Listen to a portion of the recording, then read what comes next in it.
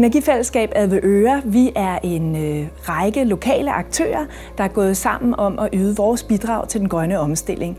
Og vi, det er boligselskab, det er det lokale gymnasie, lokale virksomheder, vi har fjernvarme med ombord, lokale boligejere, og så er Hvidovre Kommune også med i fællesskabet. Det gode ved vores fællesskab er jo, at alle aktørerne er med i vores bestyrelse, så alle er meget tæt på beslutningerne og den daglige drift.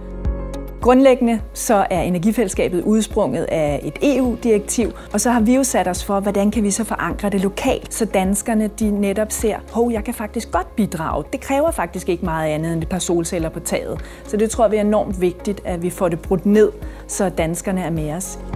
Og så er det, at vi har forskellige projekter. Vi har jo ved vores gymnasie, der har vi opsat ladestandere, hvor der er solceller på toppen. Så det er et meget synligt bevis på, hvad det er, vi har gang i.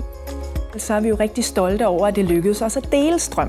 For det lyder måske simpelt, men det har jo vist sig, at det er det slet ikke. Og det lykkedes os nu, at vi kan bidrage til det danske elnet. Det er vi super stolte af. Det er virkelig en milepæl for energifællesskabet. På den korte bane så kommer vi til at arbejde med at få flere med i vores fællesskab. Vi vil gerne have flere villaejere med, der kan se en idé i at sætte solceller op. Så vi arbejder jo på flere niveauer, både lokalt, men også det bidrag, vi laver til den nationale udbredelse af energifællesskaber.